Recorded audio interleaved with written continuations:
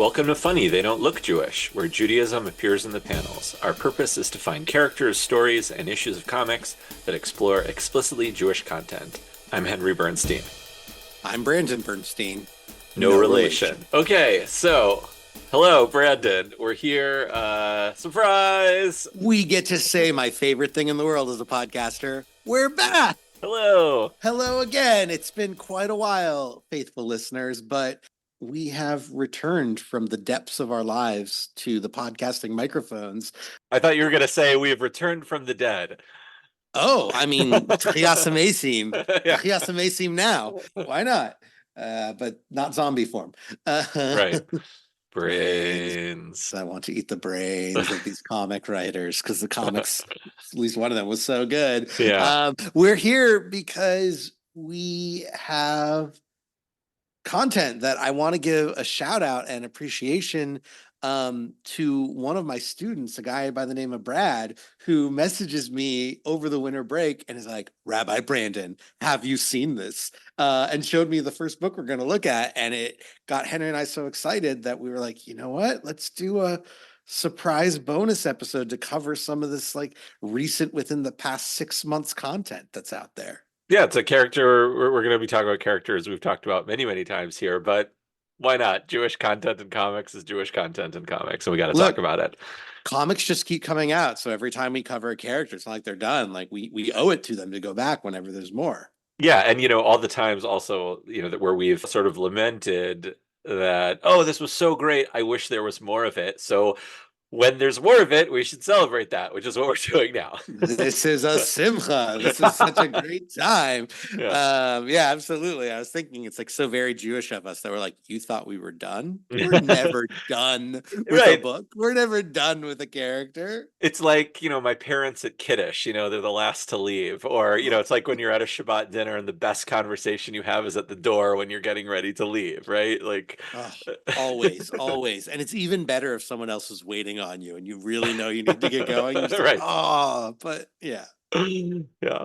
So, well, who and what are we talking about today, Brandon? Well, all right. So diving in, the reason for the season, nice. as it were, is one of our favorites, that being Mark Spector, The Moon Knight. We're a little bit removed from Moon Knight's peak popularity during the Disney Plus MCU television show. But the Moon Knight comics have kept going and they have continued to be full of surprising Jewish content. I think the last time we did a catch-up episode, we got to check in on some of this most recent Moon Knight series written by Jed MacKay. But we have a brand new issue that literally came out last week as of the time of this recording, like 6 or 7 days ago. And it has some amazing stuff. So, Henry, I'm going to, would you tell us like the name of the issue and then we'll dive in? Yeah, we're looking at Vengeance of the Moon Knight, issue number 1. The name of the story is Reese, and the writer is Jed MacKay. Artists are Alessandro, Cappuccio, color artist Rachelle, Rosenberg, letterer VC's Corey Petit, cover artist David Finch. It's been a long time since we've done a number 1. So it's been quite a while, but as you know, as a comic book fan, number 1s are not so rare. They happen all the time. Of course. So we're going to throw out also, if you're not caught up on Moon Knight, because again, this issue came out last week from time of recording, there's going to be some heavy spoilers because this issue hinges upon a major event that happened. So Henry, Jed MacKay wrote a new Moon Knight series starting, I forget if it was in 2020 or 2021. And we covered an issue or two looking at some very cute Jewish content that happened. And Jed MacKay writes this 30-issue run that culminates in a storyline, I believe, called Goodbye to Moon Knight. And as so often happens in the world of comic books, the final issue of that series, number 30, ends with Moon Knight nobly sacrificing himself. And dying. I'm sure he won't be dead long because this is comics, but the series ends. And as you know, Henry, in the world of comic books, when a character dies and the series comes to an end, what's that a good excuse to do? Bring him back. Bring him back in a new volume with a new number 1. New number 1, yeah. Yeah. So we get this book called Vengeance of the Moon Knight. One of the hallmarks of this past run of Jed MacKay's has been the presence of Moon Knight's therapist, a woman by the name of Dr. Andrea Sturman. We don't know if she's Jewish, but with the name Sturman, I feel like she might be. Right. And this issue is titled Reese. Because it is featuring one of the supporting characters from Moon Knight, Reese, a 19-year-old vampire who was working with Moon Knight in something called the Midnight Mission. It was a group of people that were all helping out on the streets of Manhattan. So all of that is background and context because this issue is using the framing device of Reese going to see Dr. Sturman for therapy and telling Dr. Sturman all about how Moon Knight died and how they chose to mourn. And Henry, it is incredible how they choose to mourn. I'm going to start by just saying Reese makes this great line. She says, Mark had two gods, neither of whom he was on good terms with. I have loved Jed MacKay is the writer of Moon Knight I've been waiting for because he is the first writer to actually grapple on the page with what it means for Moon Knight to be a Jewish man working for an Egyptian god, right? It's like such a tension that exists. And it's not like a Greek god or a Roman god, but an Egyptian god, right? Like the core narrative of the Jewish people from the Torah being the escape from Egypt, going out from Egypt to like be enslaved to an Egyptian god. So I love this. He has two gods, but he's not on good terms with either of them. Moon Knight's not doing great Jewishly. He's not doing great with the Egyptian god Khonshu. And yet I will forever be grateful to Jed MacKay for writing this. How does the Midnight Mission choose to mourn him?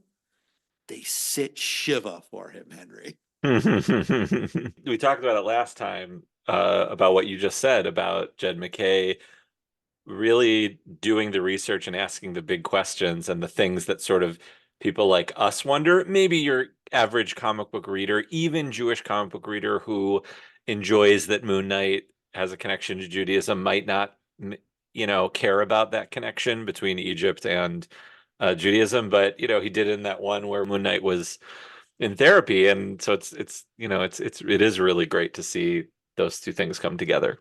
Absolutely. I mean, not to give the spoiler of my final thought away, but I think Jed MacKay may be, as far as I know, he's not Jewish. We should look into that. I don't think Hmm. he is. And if indeed he's not, he is probably like one of the best non-Jewish writers of Judaism that I've seen. Hmm. Because what we end up having is they choose to have the Shiva, and we get this beautiful image of who else showing up to help them with the Shiva, but the Thing, one Of of our other favorite course. Jewish superheroes, like the iconic Jewish superhero at this point. The Thing shows up in a black suit, wearing a kippah. You can't quite tell in this first panel what it's going to. And Reese comments like she knew to reach out to him because he always sent a card. And then we see at the bottom of the page that apparently every year Thing sent a Hanukkah card to Moon Knight.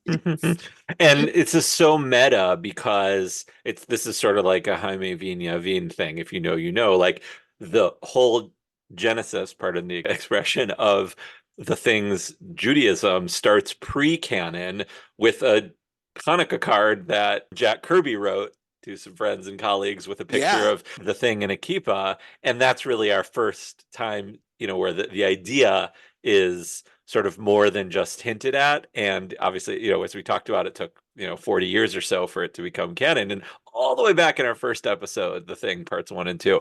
So there's kind of a nice little Easter egg here for those that know. And I've got to believe that's what it's That's got to referencing. be intentional. Yeah. Absolutely. Right. It's like it's referencing the fact that there was that Hanukkah card. It's a reference to the fact that like every year Marvel does a holiday special and there's always one little like token Hanukkah story, right? It's just Well, sort there's of like not always one. that's Sometimes, like, true. There often is, but like I just yeah. the idea of like this Hanukkah card, it's very cute. It's very sweet seeing it. It'll always take me back to I think also in those first episodes we covered, I think it was the Marvel Holiday Special 2011, where all the Jewish superheroes get together to have Chinese food Right. together on Christmas, right? And so there's just this idea that like, oh, Thing is probably sending Hanukkah cards to everybody that was in that page, which is such a sweet thought.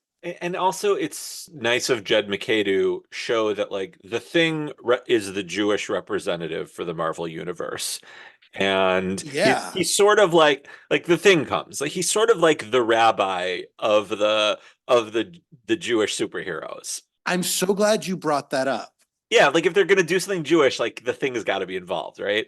Right. But like what I love about it is the character growth, because if you'll recall in those first issues from Mhm. 2002 or so, when the Mhm. thing gets revealed officially as Jewish, it's all, oh, shucks, I don't remember anything. Right. Oh, geez, like I guess I'm Jewish, but I kind of kept it hidden. Right. Like I think Hiram, right? Schmeckerberg, he like says like I thought you were embarrassed of being Jewish, maybe, or something like that. And then, but things sort of like indicating he doesn't know much. And then we have that issue where the thing studies for his bar mitzvah, and it feels like ever since then, not only is the thing the sort of token Jew of the Marvel universe, but like he's got deep Jewish knowledge that pops up all the time on the pages to a way where I'm like, yeah, that's not necessarily something that any Jewish person would know. Like he's gone from begrudgingly Jewish to like the the source of Jewish wisdom in the Marvel Mm. universe in a Hmm. weird way. Hmm. Yeah, absolutely. Yeah, you're right. Yeah. After the bar mitzvah, he has a Jewish wedding. It's like there has been continuity there.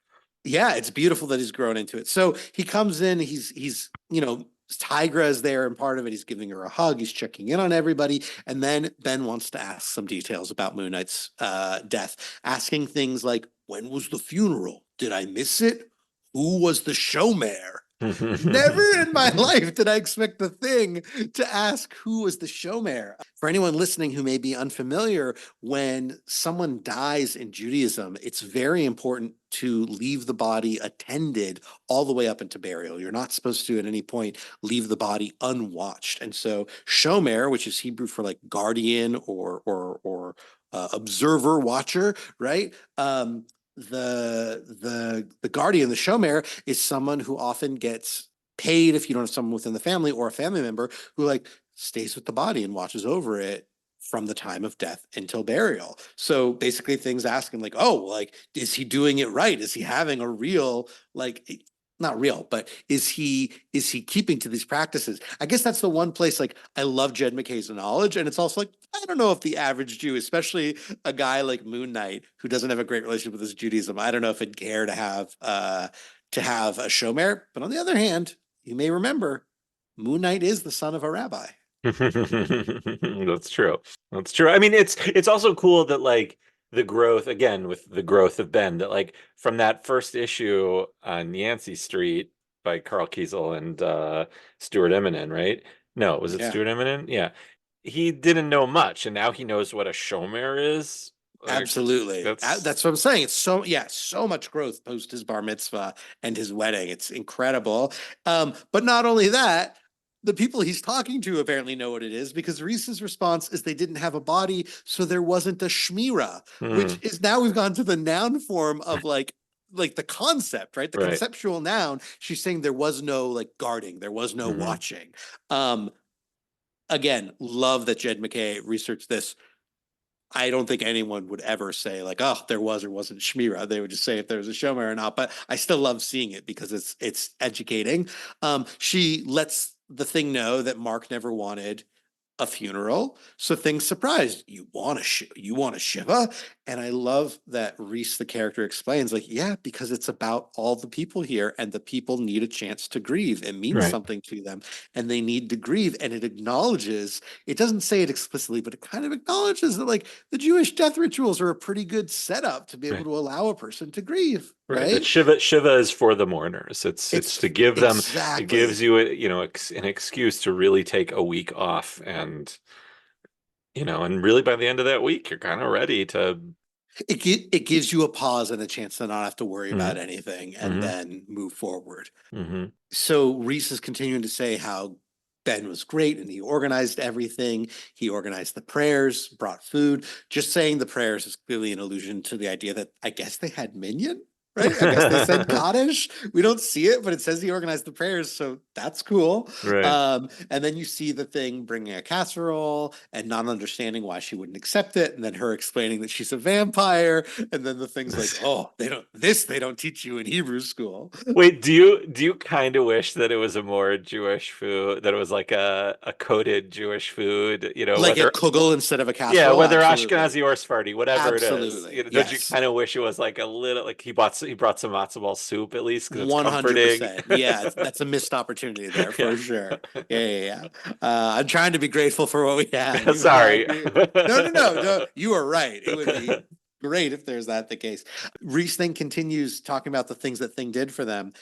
He lit the candle, covered the mirrors. He made sure the other heroes knew to come and pay their respects. Hmm. So once again, I love that she's explaining the process, and it's not pausing to educate you on everything, but he lit the candle. That's a reference to the Yizkor candle.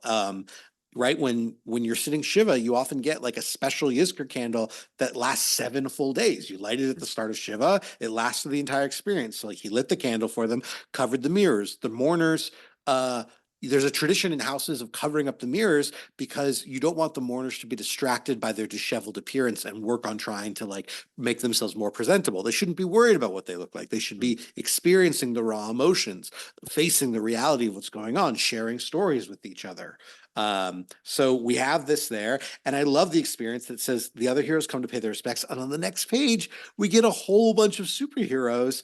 And I say this quite literally, standing Shiva for the thing. Despite the fact it's called sitting Shiva, we get this panel where we see all these heroes like they're all standing. None of them are sitting. And by the way, we should say, I mean, we talked about Shiva and Sheva being the 7 days, but like part of it is it's like a Hebrew pun in that you sit Yes. Shiva because the word Shev means sit. So it's Right. like a double meaning. It's like Sheva, like the number, and also Shev, sit. So you're, to your point, even more so that it's Yes, yeah. ironic. It's cool seeing a typical superhero standing scene, but again, this is another one where I'm like, if I could make slight twists to this or You put slight Tigra on adjustments. a couch with no pillows on it or something. God, what I would love to see them all just like sitting low to the ground and like kind of awkwardly waiting for the next story to be told about Moon Knight. So, Brandon, who are the mourners here in this one? I mean, in this case, I think the mourners are the supporting cast from the Moon Knight series. That would be Reese, the vampire, Mm-hmm. Tigra, who is a member of the Avengers. People might know her from, I think she was in Earth's Mightiest Heroes and other Mm-hmm. Avengers cartoons. Mm-hmm. She, like her name would spec, she's basically a cat lady or sort of a Mm-hmm. tiger lady. Mm-hmm. We've got Black Spectre, who I don't fully know his deal, but he looks kind of like Moon Knight, but dressed in black instead of in white. We have 8-Ball, who is a reformed villain, who, as you might guess, wears a giant 8-Ball around his head. He kind of looks like the guys from Saga who have the TVs on their head, but instead Yes, he his does is an look like eight the ball. Robot Kingdom, but an Yeah. 8-Ball instead. Yeah, and can't present things. He can just turn his head to the side to show an infinity instead. That's all the Mhm. variety he gets. So those are the mourners, and of course you see the Thing with his black kippa over the suit. It's a Right. really powerful image. Great. But then in terms of the guests in the back, I see like Hawkeye, Mockingbird, Captain America, Doctor Strange, Clea. That might be Tony Stark in a suit. I'm Yeah, not it's got to be entirely Tony in the sure. middle. Yeah. That has Yeah, to be Tony. yeah. Yeah, he's got some top guys in there, some A-list, Some real A-list. A-listers, Avengers. But you think like, Steve growing up in Brooklyn, he's probably paid a few Shiva calls, I would He also imagine fought in so. World War II, like Yeah, probably gone to a bunch of absolutely. Shivas of fallen, Oh, of Henry, comrades. I mean, at this point in the Marvel universe, has he gone to like the Shiva for Anna Kappelbaum? That makes me so sad Right. thinking about Oh. it. But maybe. Yeah, no, Cap has clearly been to them before. Now this is what's amazing. People might know that people who hold by traditional Jewish law, Shiva only applies to people who are one degree of relationship away, meaning parents, siblings, spouses, children.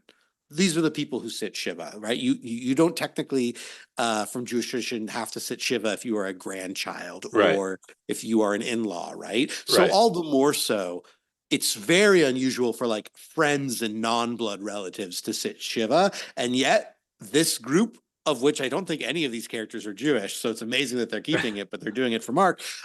They sit Shiva because, as Reese says, it's good that a lot of superheroes came because sitting Shiva, we couldn't go out and do the work, not Hmm. for 7 days. So Mm. they picked up the slack. And Hmm. it shows like the superheroes taking on the Midnight Mission's work because literally for 7 days, not only did they sit Shiva, they didn't leave the house. They didn't go Right. fight crime. This is amazing to think of that they actually spent 7 days fully engaged in this practice. And it's cool because you see like Cap and Hawkeye, A-listers on the Yeah. streets of New York. They're like by an L track, clearly. So they're like to Yes. show that they're doing like he's not fighting Thanos in space. He's probably in Totally. Brooklyn or something fighting, which is cool. It's nice that like Yeah. the A-listers are like, we got the streets, don't worry. Years ago, I mean, I'm talking like in like 2000, 2001 or so.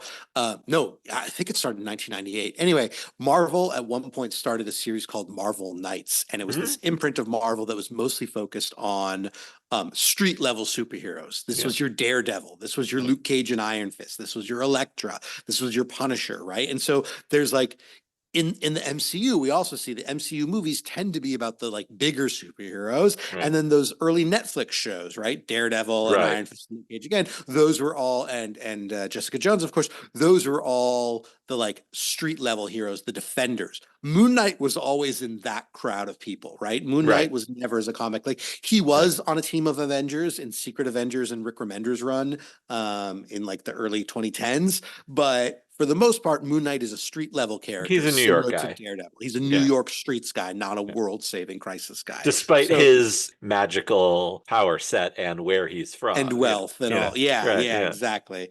And then it shows that like not only was it the superheroes, but also a lot of the people who were helped by Moon Knight over this past run come to visit also. Mm-hmm. So it's nice, like a real Shiva. There's like different Mm-hmm. visitors every day. Mm-hmm. Coming and mourning him. And then, she indicates when it was over, they went back to work and the comic continues on as a regular superhero comic. That's the end of the Jewish content. But like, wow, like I Oh.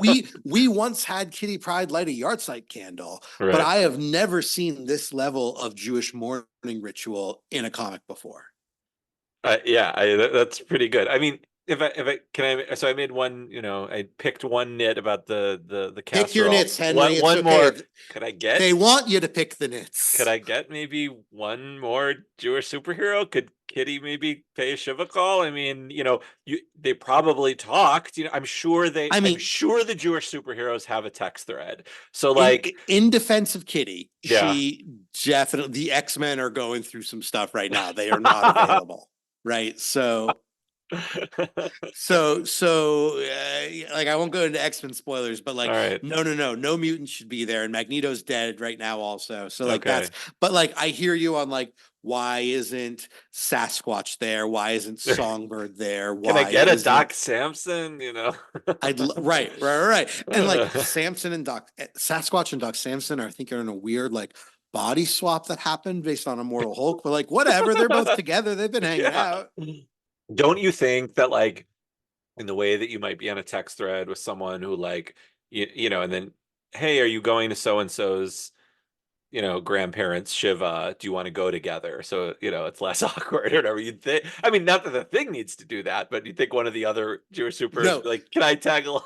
That's you awesome. are 100% correct. You would think, right? Like it's exactly that, right? When someone dies in the community, you like reach out to other people, word travels, and like people get together. It's a little weird that there weren't any other Jewish heroes other than the thing, but like thankfully we got the thing at least. I wish I'm glad they didn't say Kaddish because I don't know, it just feels like it would have been inappropriate for like all this room full of superpowered Gentiles saying Kaddish. However, if like they had those Jewish superheroes there, they could have, or maybe like the thing could have said like, you know, one sentence. I mean, thing did enough. I shouldn't pick nits. The thing was awesome, He but did great stuff. And I mean, yeah. I'll be honest, it's making me think my first year out of college, I think, maybe my second year out of college when I was working in the Bay Area of California. I remember one year I hosted a Passover Seder where literally I was the only Jew at it, or maybe there's one other. Like everyone I knew at the time was mostly not Jewish. They were all my coworkers and different friends. And I just like hosted them and doing that ritual, even being, I think there was one other person who was Jewish and she just wasn't super engaged in it, but like hosting that Passover Seder, so memorable. One of my favorite Seders I ever did. So it's obviously different with mourning, but like there could actually be something powerful, like with the thing being there and leading people through it. Like, I don't know, there's something powerful about exposing Mhm. people who aren't Jewish to this like powerful Jewish ritual. Totally, but like, in this case, the vampire is leading the yeshiva. I'd Yeah, rather it sure, be the sure, sure. thing. Yeah, no, you're completely well. It sounds like the thing he stepped in and he did all the stuff, and the vampire was like doing the mourning, which is Right. really interesting, right? Very Like, interesting. I mean, yeah, they really play fast and loose with the whole vampire mythos whenever a vampire is good, right? look, to be fair, there's a lot of people who would argue that vampires in some ways can be can be like sort of anti-Semitic tropes or stereotypes. Totally, Like, totally. We've seen so it. maybe Yeah. it's just this the vampire's Jewish. Why else do you think she's afraid of the Right, right, cross? Right? It's like, no, right, no, no, get that away. right, right. Uh, I mean, that's what I was thinking about that because I was like, I kind of like that the vampire. I mean, I love vampire stuff. I was, a huge Buffy fan. Any incarnation of Dracula, I'm into. Like, it's the only horror always. thing, Brandon, that I kind of like. Is I didn't know that. yeah, I love vampire stuff. Wow. Did But you know that I like went deep on Dracula this past October? Like I ended up watching the original Universal Studios Dracula. I watched the first Christopher Lee Dracula. Finally watched Bram Stoker's Dracula, the Francis Ford Coppola. I just watched a bunch of Dracula iterations in wow, October. that's Yeah, awesome. I didn't know that. Well, you told very me fun. about the watching the Bela Lugosi one, but because you're telling me about some other Universal movies. Anyway, Oh, yes. yeah, I love vampire stuff. So I kind of like the idea of the vampire, the good vampire, being an ally of the Jews. Kind of like how Buffy was Willow Love it. Rosenberg's, best friend. And Yes. Yeah, absolutely. I'd say Yeah, Rochelle yeah. Geller is The of course vampires and Jewish. the Jew witches. Right. Um, So, I kind of like that and you know, the whole thing that like a cross always hurts a vampire because it's, that's what I'm saying, God. right? So Like, like, it shouldn't bother a vampire. so funny. You know what's so funny is also literally just earlier today I saw on my Instagram, Hey Alma had a post about an article on the history of estries, which are Jewish vampires, these like What? female shape-shifting vampires. Yeah, it's like I know our listeners won't be able to see it, but I'm holding up my phone now with Oh, the Instagram post. So it's a little late, but is listeners, you can look up ESTRIES, estries, these female Jewish vampires. I will definitely be looking that up later. Speaking of women, but not of vampires, Yeah. but keeping it Jew, Henry, let's move on to another character. This was a little earlier. This is from August of last year, but I was hoping we could check back in with our dear beloved Kitty Pryde of the X-Men. We're going to get a little bit of a hint of why she wasn't available for Midnight Shiva Okay. by checking in with her, because in a recent X-Men storyline called Fall of X, which just from the name you can guess what kind of mood is happening. Mhm. We have some Jewish updates for Kitty. So Sweet. I mean, and what's kind of exciting is Brandon, we're doing something we've never done before, which is I have not seen this issue. You are going to be showing it to me for the first time while we're yes, doing this. yeah, very exciting live reaction. We'll see if people like it. Yeah, this Um, might go terribly wrong.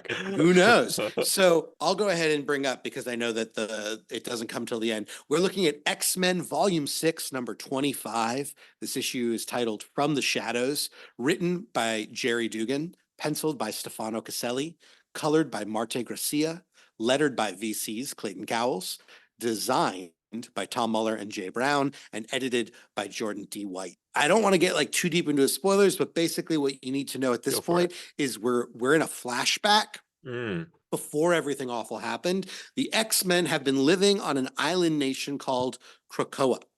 Krakoa goes way back to 1975 giant size X-Men #1. with the debut of the brand new team in Giant Size X-Men #1. Krakoa was the mutant island that walks like a man, and it was absorbing the life of mutants. And in this amazing, starting in 2019, in Jonathan Hickman's incredible run on X-Men, he introduced the concept that the mutants worked with Krakoa, and rather than him absorbing any one mutant to the point of feeding on them to death, all mutants in the world would go to this island and live there, and he would eat like a little bit of everybody, but it would like keep him alive and everyone would be there. And basically they made like a mutant paradise on this island. Mhm. And it was a really cool change in status quo, and it introduced a lot of new mutant technology, one of which were these plants that would grow on Krakoa that would make gates, and these gates could connect you anywhere around the world where there was another one of these plants. But all mutants can go through these gates, except for, ironically, Shadowcat. The woman who can walk through Hmm. walls is Hmm. not able to travel through these mutant gates. And Hmm. so we are seeing a flashback to when, eventually she's able to pass through the gates. But at this point, she's not able to. And so we're seeing a flashback. She's freaking out. She's in Central Park and she is meeting with Henry, her rabbi. Can you describe, just knowing from that panel that that woman on the bench with her is a rabbi, can you describe Kitty's rabbi? She's a nice middle-aged lady. She's Yeah, plump and has a cool short haircut and glasses, and is wearing a cool scarf and pants. She's just kind of she looks like a hip older rabbi. hip older rabbi, New York City, not surprising, right? Yeah, Little strange because Kitty's from Chicago, but right. I guess it would make sense that she got Oh, a rabbi while living in Westchester, yeah, while she's living in lived in New New York. York for 60 years already. Yeah, exactly. So Not 60 years, 1980. Okay. yeah. Fine. So 40 Kitty years. responds, we're coming in media res in the middle of this conversation, and Kitty is not happy with her rabbi's advice. Life is complicated. That's all my rabbi has to say. Because Kitty's upset. She's been complaining to her rabbi about the fact that all mutants can walk through these gates, but she's not able to. Let's go ahead. And she's like, I actually walked into it and broke my nose. I can walk through anything. And Kitty's rabbi responds to, I can walk through anything with except that door, darling. She's looking through her purse. It's kind of weird. It doesn't feel like she's really paying attention. Oh, she's feeding pigeons. Kitty's complaining about it and saying, my families have a home. It's not for me. And her rabbi responds, yes, I read the news, Kitty. Krakatoa sounds wonderful. And of course, I heard your teacher's voice in my head.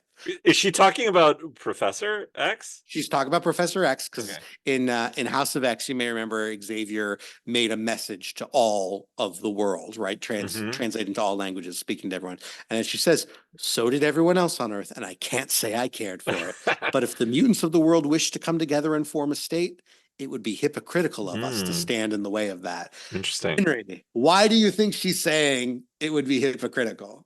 Well, I think she's making a statement about Jewish people having a right to their own homeland. Right? It Yeah. doesn't say it Wow. explicitly, but I feel like that's not just a statement of human beings. It would be hypocritical for us to deny mutants a nation. I think it's clearly we as Jews, it would be Right. hypocritical for us to say mutants can't have their own mutant Yes, nation. of course. Right? That's Which really is wow. really interesting to see that, right? But if you go back for a second to what she said, Krakatoa sounds wonderful, right? As I'm hearing it, I'm like, why is this rabbi not getting the name? It's called Krakoa. And we've got this sort of I guess it's this oh, haha, this rabbi's not really listening. But we'll keep going. This is going to continue to bug me. All right. So as they continue talking, Kitty's concerned. What if I'm not a mutant? Right? Because that's all mutants can walk through these gates. Kitty can't walk through the gates. She's having a crisis of identity. What if I'm not a mutant? I'm actually going to, Henry, did I ever tell you the story of the really weird TSA agent when I was going through security? I think flying out of Seattle, I think it was. So a few years ago, it was post-vaccine, but still felt pandemic-y. But, you could travel, but, wearing masks. Anyway, so I'm at this airport. I'm waiting to go through security. I had to take my hat off, so my kippa is abundantly clear. It's very clear that I'm wearing a kippa as I'm here. And there's this gate agent, and she's waiting, or not gate agent, but there's this woman watching as the bags go through, and she suddenly motions to me, and she kind of does a little hey, come here, come here. And I'm confused. I'm why is she calling me over? Am I in trouble? What's going on? And I walk over to her, and she goes, my husband took one of those genetic tests. Turns out he's Jewish. He never knew. And I was oh, okay, that's cool. Nice. Goes, I got to get to my flight. right. Yeah. And she goes, you should take one of those tests. Maybe it turns out you're not Jewish. What? Yeah. And I was just I think she was just trying to make a connection. She was just saying something she thought was cute. I think she just meant it as a sweet thing. But in my mind, I was if I suddenly found out that I'm not Jewish, I would have a crisis of identity. I Right. have identified as Jewish all my life. I have Right. made it my livelihood. I have become a rabbi. I'm engaged. It would be an existential crisis to find Right. out that somehow Totally. I'm not Jewish. So when Kitty is saying, what if I'm not a mutant? Like, I feel that like that is a core part of her identity, just as much as being Jewish, just as much as being queer, which she recently, we covered the issue where she kisses a woman and we see sort of some confirmation of that. But like, what if I'm not a mutant? Which is why it's all the more heartbreaking for me when Kitty's rabbi says, what if you're not? Would that be so bad? Oy, oy, oy. Ooh, I don't like this rabbi so far, Brandon. I know. To which the response is, Kitty says, yes, I'm a mutant. And the rabbi says, good, I'm glad, that's settled. So there's a moment of me being like, all right, maybe this is one of those like typical rabbi, Just like, teaching a I'm gonna walk lesson. you to, I'm Yeah. teaching you a lesson. The Yeah. lesson being Okay. like, if you identify as a mutant, you're a mutant. Like, good, we're set. And I'm like, all right, I guess that's fine. Hmm. So then Kitty's kind of like upset, like, I guess I shouldn't have expected you to understand more or less. And the rabbi's like, I know you've seen some weird stuff. We're going to go to the next page. Kitty's response is, oh, sorry, I skipped over that. Kitty, I know you're going through some weird stuff. And the rabbi asks, just be honest with me. Do you still believe in God? Does that ring true to you at all, Henry, No, as a question that a rabbi would ask never, at this moment? never. That first of all, at that moment, or even just pure, I've never had a rabbi. I mean, even in the most orthodox of upbringings of mine, rabbis never said that. You know, I've lost track of the number of students who, when talking to me, have said, oh, Rabbi, I just want you to know I don't believe in God. Like, fine. And my response is always like, I don't care. Like, let's talk yeah, about what you do believe in. Let's right, talk about what you like about Judaism. Let's talk about right. this. Emuna is not really something that Jews talk about so much, at least not Mhm, in this way. mhm. It strikes me as so maybe what a priest would say in this Right, situation. right, right. But I mean, like, in our circles, in our Jewish circles, it's not a hot take for someone to not believe in God. not at all. So the Yeah. idea that Kitty's going to the rabbi and the rabbi is like, yeah, crisis of identity.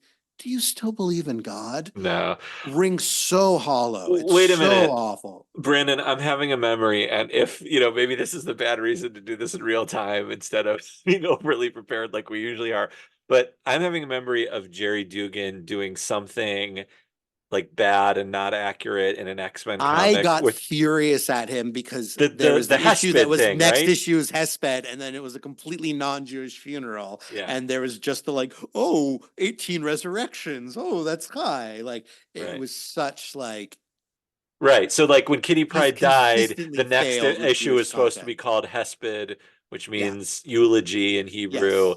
and then in the next issue, nothing Jewish happened. Correct. Right? Yeah. Okay. And then he was like, wait for the next issue. We'll make up for it. And the next issue is that Nightcrawler gives her Magen David back. Uh-huh. All right. The famously Catholic priest, blue elf, like demon-looking guy gives her Magen David, and that's the Jewish moment that is supposed to be on par with something called a eulogy in Hebrew. Yeah, exactly. So Okay. Gerry Duggan, not exactly. Jed MacKay, love him as a Okay. writer for Jewish moments. Gerry Duggan, not cutting it for me. Not so much. Okay. So Kitty's response is a look of shock. And then I kind of love this because she goes, of course, Susan, as in, of Hmm. course, I believe. Notice what she doesn't call her. She Rabbi doesn't say, Susan. of Yeah. course, Rabbi, or of course, Yeah. Rabbi Susan, Yeah. which I will acknowledge. I have a lot of colleagues who are Right. women who like struggle with the like, what does it mean to not get it? Right. But Right. in this case, it's clearly a moment of like, she is not there for her. Mm. And the rabbi continues, that's a relief. Otherwise, this was going to be a longer and more difficult conversation. What is this? I would never hear a rabbi saying this. UX folks have really stirred the pot this week, and You ex folks? I have a few more park benches to be warm, but God believes in you. What? We have to give in to her ride.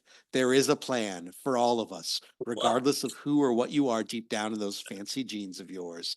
Anyway, as she continues, she like walks off because she's like, oh, I need to go feed more birds at other benches, just like leaves it. this is the worst rabbi I've ever seen. Ever. Oh my Like God. God like still believes in you? What? I You ex folks? What? the only other rabbi we've encountered that I have disliked as much as this is, do you remember in the Wesley Dodds Sandman issue when Wesley Dodds is like, oh shoot, I missed my mom's yahrzeit. And then he's like, don't worry about it. It's fine. Just like say she wouldn't want you to be. And I'm like, no, come on, man. I thought you were going to say that rabbi who wasn't really a rabbi. He was a secret Nazi for 60 years. Oh, that guy was bad too. Yeah. There's some bad comic book rabbis, Henry. A lot of great Judaism in comics, not a lot of great rabbis in comics. Holy cow. Wow, Yeah, this like stinks. when I literally had multiple courses in rabbinical school on pastoral care and counseling that was Mhm. all about how to do active listening, how to hear what people are really talking about, how to understand their pain, how to like be a non-anxious presence.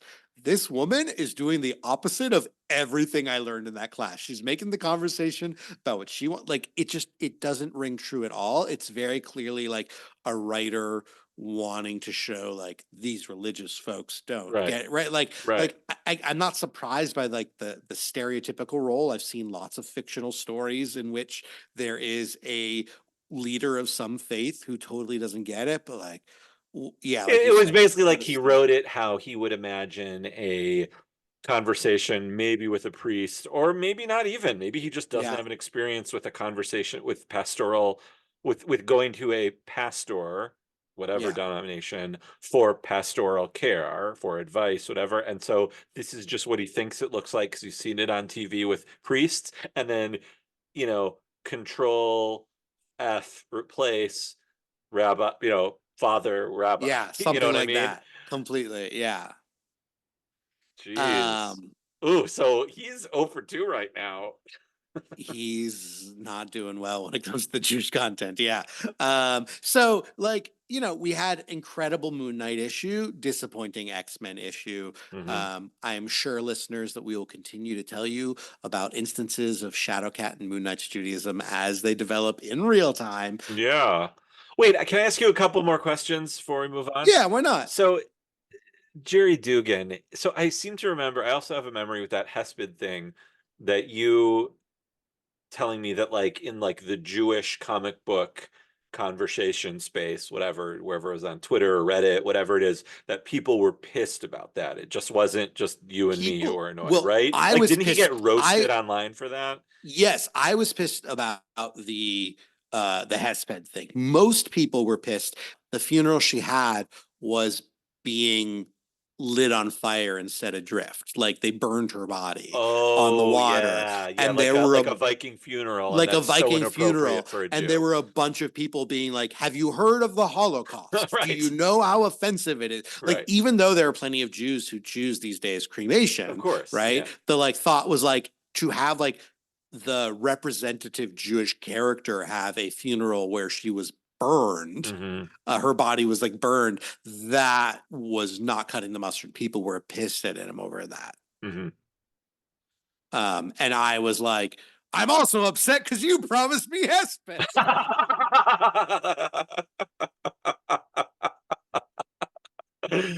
Okay. Well, I mean, please keep me abreast offline of the conversation going around this issue. I'm very, very curious Absolutely, I will. because, I spend a lot of time with a lovely rabbi who identifies as a woman, and I don't think she would like this either.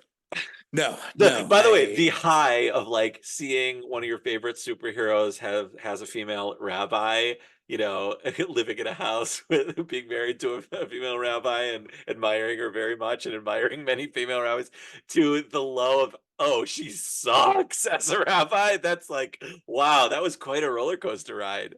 I know, I know. It's really sad and disappointing. And thankfully, every most of the rabbis I know who live in New York are much better than this. She should switch over to the Thing as her rabbi. I would love to see that guy go to rabbinical school next because he's had quite a Absolutely. journey. Or even like the rabbi who officiated the Thing's wedding and then officiated Wiccan's wedding, right? Like we've seen that Yes, guy pop up a few yes, times. He yes. seems sweet. Like he's a good guy, Right.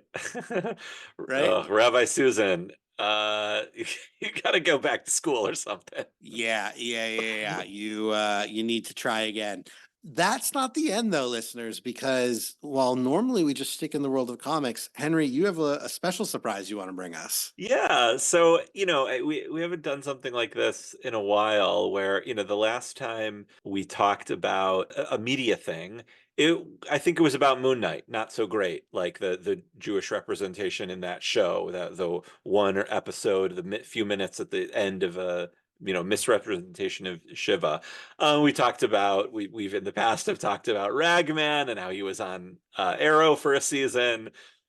But this past Rosh Hashanah, literally on Rosh Hashanah, on September 15th this year, Disney aired an episode of Spidey and His Amazing Friends called An Unbelievable Rosh Hashanah. And let me just tell you about this show for a second. And if we have any listeners who have children and they let them watch TV, you will know this show. But Spidey and His Amazing Friends is just the most insipid, Narishkite waste of time and space. It is We're the not talking about the show from the 60s or 70s with Firestar and Iceman. That's Spider-Man and His Amazing Friends. This is Spidey and His Amazing Friends. Oh, you're right.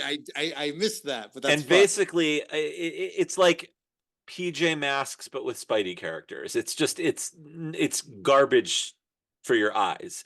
And it's basically the premise is Peter, Miles, and Gwen are all friends and hang out at Peter's house. They're all kids, and Aunt May knows their secret identities, and they all hang out and have adventures. In the city, it's usually Green Goblin causing mischief, and he's like a very annoying Joker version. And it's just like they're pranks. And occasionally these other superheroes show up. So in this episode, in Spidey and His Amazing Friends, Peter and Miles as their spider personas are hanging out in like their backyard or whatever, and they bump into their friend the Thing. They're in like the Thing's backyard, and he's making honey.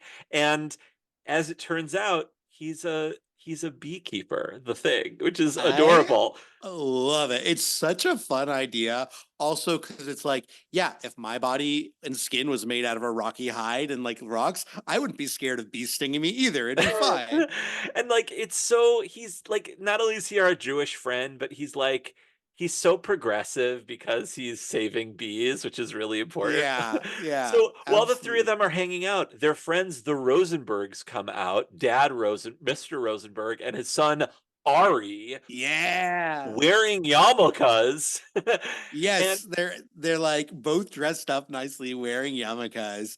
Um, Mr. Rosenberg has like a very clean beard, if I might say so. Like they yes, very great much beard. look like they're either modern Orthodox or possibly just some like observant conservative folks, right? Totally. Oh, yeah, yeah, yeah. And the Thing gives them a jar of honey for their Rosh Hashanah meal. And they're, talking about Thing's big moment coming up. And Well, but when he gives it, right, what does he say to them? He goes, Shana Tova, yeah. Ari, right? Like they're actually using the language. This is really nice. And Miles says, "What's Rosh Hashanah?" And Right. I actually love that because obviously Miles Morales is from Brooklyn. He probably is somewhat aware of the Jewish high holidays because I'm sure in Brooklyn, the public schools, I'm sure at Brooklyn Heights Academy, they're off for Yom Kippur or or one of the days of Rosh Hashanah. But what it does is it puts Miles as a stand-in for all the kids who don't know what Rosh Hashanah is and just think that Totally. that your Jewish friends have Hanukkah and that's it, and that's your most important holiday. But it's like, no, there's this whole season of important holidays, and so Miles sort of stands in for everyone. Now, one thing that's kind of the flip side of that, the Thing brings them back to his apartment and he shows them his shofar, his very large shofar. That's not a euphemism for anything. Yeah. And he explains how he's gonna blow the shofar at the Rosh Hashanah meal tonight. Okay, so not like Jewishly, halachically accurate, but like, I don't know, maybe there are Jewish families for whom there is maybe they don't go to synagogue, but they at least blow the shofar at their Rosh Hashanah meal. I don't know. Have you ever heard of that? No, You know? I'm so glad you asked because I was like, that's really strange that the thing is going to blow the shofar at dinner. I Right. wonder, are you allowed to do that? I've never seen that. So I decided to do a little bit of research Oh my because you God, know lay it that's on what me, I do. Brandon. So here's what I have in the Shulchan Aruch, specifically the Ramah.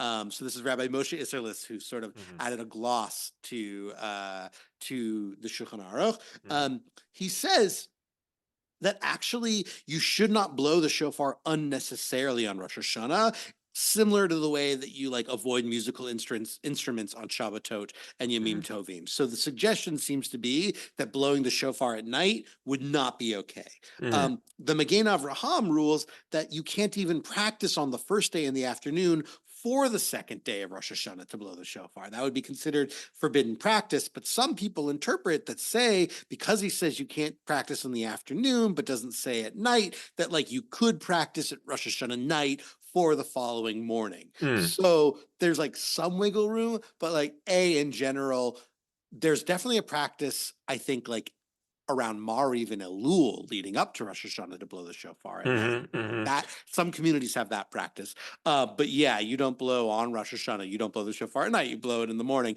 And because you brought up, Henry, the fact that this aired on September 15th this year, right?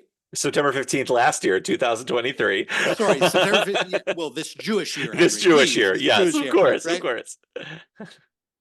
That was a Friday, which means that the first night of Rosh Hashanah is a Shabbat if we're Right. keeping it to be in our We calendar, actually didn't and blow you don't shofar blow this the year. shofar at all on Yeah. Shabbat, right? Or Yeah. you do on day two. So, like, Yeah. in multiple ways, I was just like, it's cute, but like, nice try. Nice try, Right, team. right. Yeah. No, and I mean, yes, the irony of it airing on Rosh Hashanah, like that's very nice and commendable of you, Disney Channel, but like we're not supposed to be watching TV on Rosh Hashanah. Yeah, Now, in absolutely. my personal case, Shabbat, Rosh Hashanah afternoon, in which we had a lot of time to kill, we're off from school. I Right. did show it to my children live, and I'll talk about that in a minute, the experience with them in a moment. Can I also just say my Yeah. favorite part of this is that Peter and Miles go into the room and Miles is like, "Whoa, what's that?" Yeah. And then the thing explains that it's a shofar and it's a ram's horn. And then Miles goes, "I've never seen a shofar before." And I'm like, "Yeah, because you didn't even know what it was." Right. Like, I know of that. course, I you didn't even know what it existed before either. I told you this is like inane. The dialogue, everything about this show is stupid. But the one thing that's a little disappointing is Peter says, "What's a shofar?" And which indicates that Peter then there's a fan theory, and my friend Roy Schwartz is at the front of this fan theory that Peter Parker is Jewish. So if Reject it. Peter I reject it.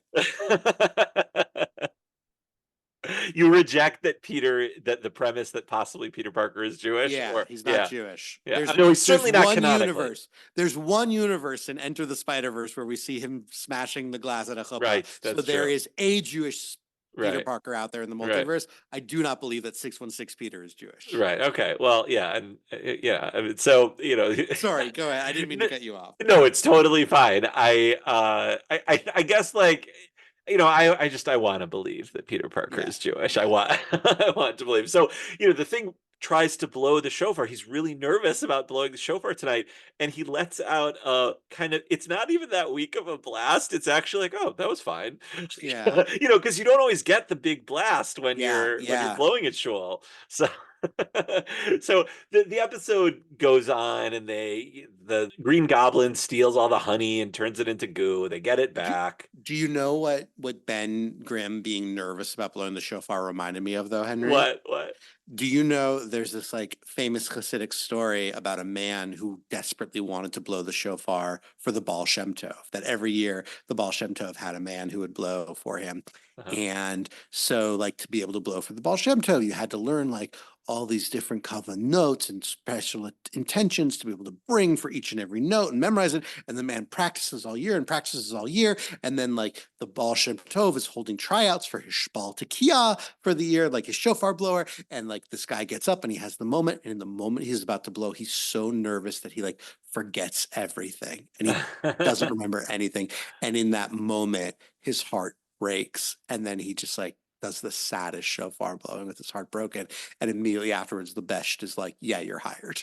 And the guy's like, wait, what? And Yeah. then the Baal Shem Tov's like, there is, like a key that opens the chamber to get into like a very special jewel to be able to access it.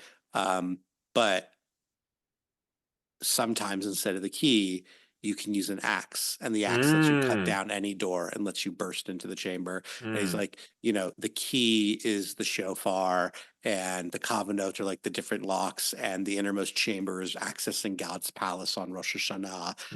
And a broken heart is the axe, and it cuts through everything and just gets you where you need to go. So it's like this beautiful teaching. So like the thing having his nervousness over blowing the shofar, I was like, oh, you could blow for the best thing. You could blow for the best. That's awesome. I love that. Well, then they go to their Rosh Hashanah meal. Let's listen to this, Brandon. May this be a good and sweet new year. So they're dipping the apple in the honey. Can we eat now? Now we eat. And that's literally what you say when you dip the honey. No bracha over the apple, though. No, but they said a part of the Yehirat, so this, Yeah.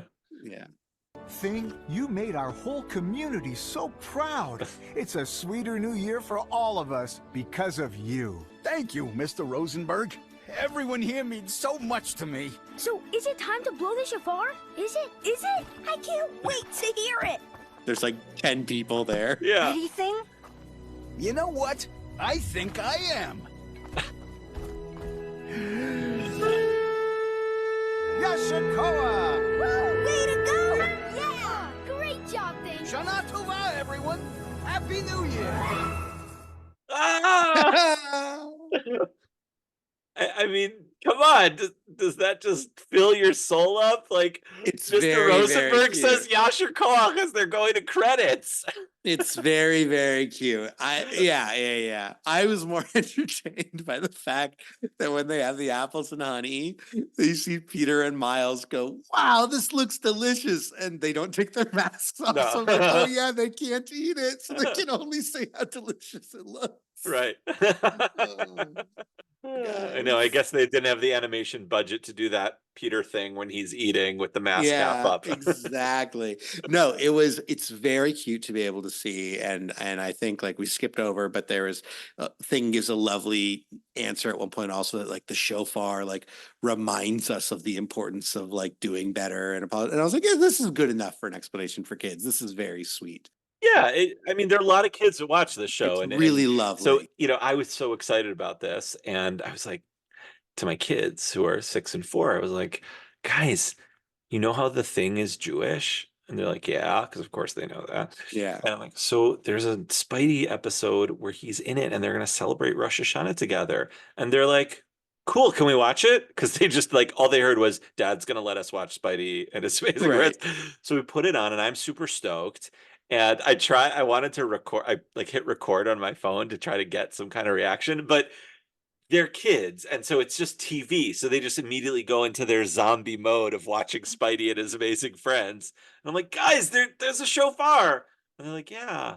Like it did not totally backward. And like I was telling my, Lizzie, my wife, about this afterwards, and she's like, it sounds like this was more meaningful to you than to them. And Absolutely. on the one hand, yes, that's true. But then I thought about it another way. Maybe if there's more of this stuff out there, then seeing their Jewish superheroes do Jewish things on TV won't be such a big deal because will be more of it. So like it was sort of course like, there's Jewish superheroes doing Jewish things. Like what of course you'd expect that in these TV shows. Right.